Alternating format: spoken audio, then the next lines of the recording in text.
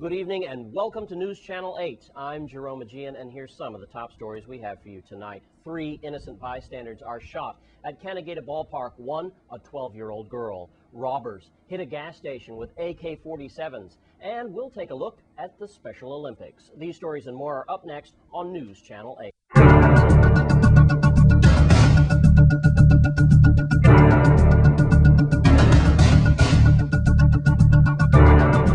In our top story tonight, it was supposed to be a positive sporting event at D.C. Canagata Ballpark on St. Croix, but Friday night gunshots rang out, leaving 3 innocent people wounded in the crossfire.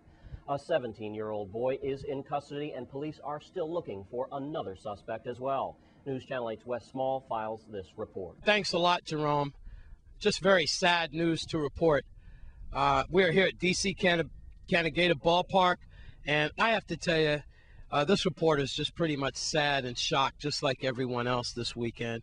I literally had to shut my phone off after like Saturday morning. I just didn't want to hear anymore. And then the carnage just continued all the way through this morning. All I could tell you is, I guess it's beyond where the guns are coming from, or we don't go out at night.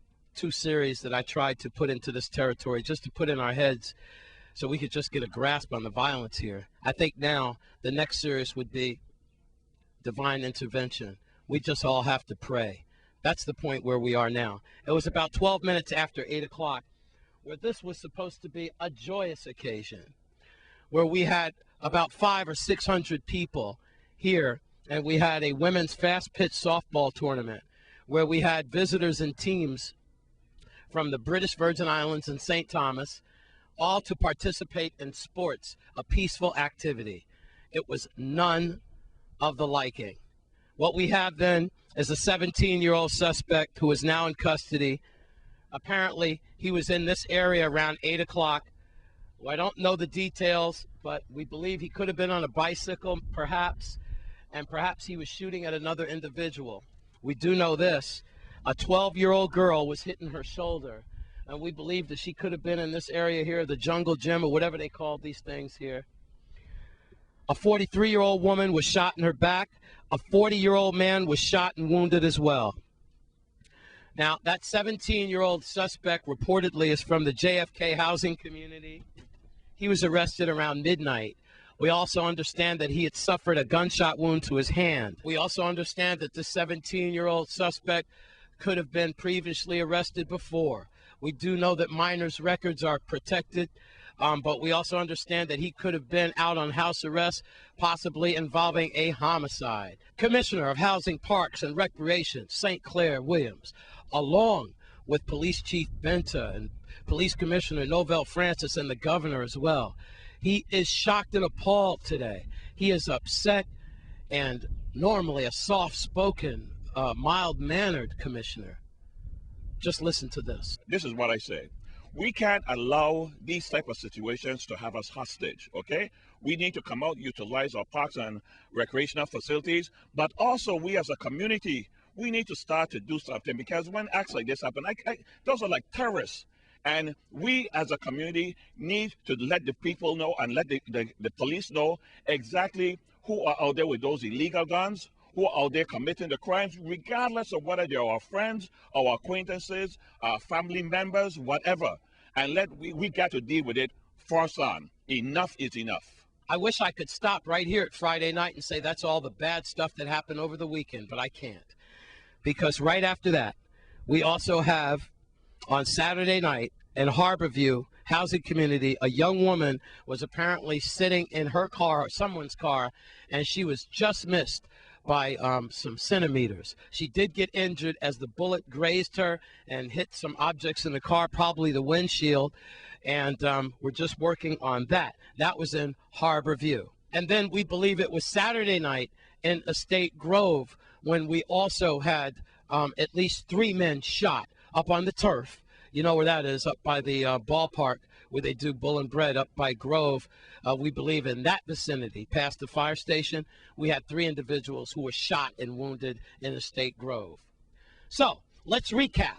We have a 12-year-old innocent girl cut down in a hail of bullets, along with 2 other adults innocently just trying to enjoy a tournament game here at Canagata Ballpark. tournament had to be canceled after that because of the wanton violence in this territory. And then in Harborview, a young lady was sitting in her car, just missed by a bullet. And then we also had in Grove 3 men shot, and that was on Saturday night. And guess what? That is still just the tip of the iceberg of the weekend crime blotter. We haven't even touched St. Thomas, St. John, and other parts of St. Croix yet. Yeah, I know. It's bad news, and I know you don't want to hear it, but that's just the way it is. At Canagator Ballpark, I'm Wes Small for News Channel 8. What a tragic story, and News Channel 8's Wes Small tells us it just gets worse and worse. Here we are directly across the street from this gas station here in Sunny Isle, and sometime early this morning, this is a 24-hour gas station, we have 2 male suspects dressed like black ninjas with AK-47s forcing the employees on the floor as they did the robbery here. This is this morning. Oh, what a weekend it was for St. Croix. I got to tell you, just Canagator Ballpark, Harborview, Estate Grove, right behind me. And trust me, as I talk, your homes are still being burglarized right now. If you know anything about this robbery that took place this morning involving deadly AK-47 assault rifles, you need to call 778-2211-911 or Crime Stoppers at 1-800-222-TIPS. Keep your eyes open, folks. Keep them wide open. I'm Wes Small for News Channel 8. Thanks, Wes Small. Now, let's take a look at your Caribbean report for tonight.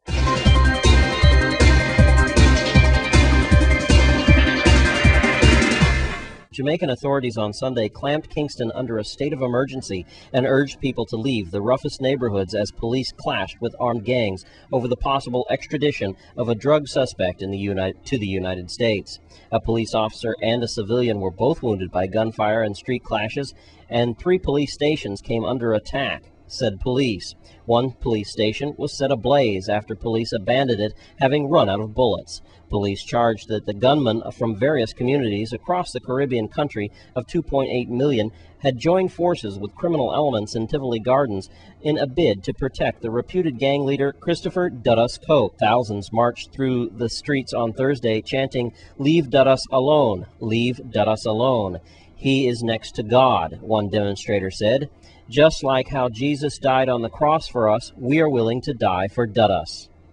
The United States Department on Friday issued a travel warning urging U.S. citizens to weigh the risk of traveling to and within Kingston's metropolitan area. And in Haiti, police killed several unarmed inmates in a prison in Les Cayes 1 week after the January 12th earthquake and blamed the massacre on a prison ringleader, the New York Times reported after investigating the deaths. According to a confidential UN report and testimony from former inmate, prison workers, and relatives of the deceased, the prisoners were not armed at the time and were made to lay down where they were shot.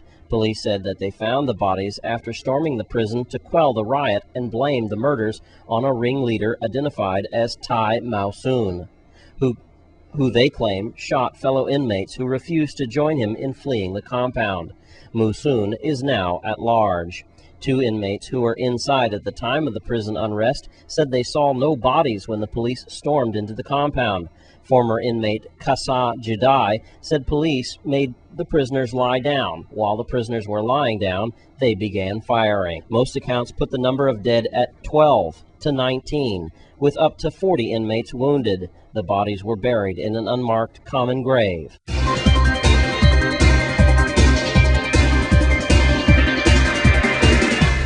And that's your Caribbean report. And a look at Special Olympics is up next. Stay with us on Channel 8.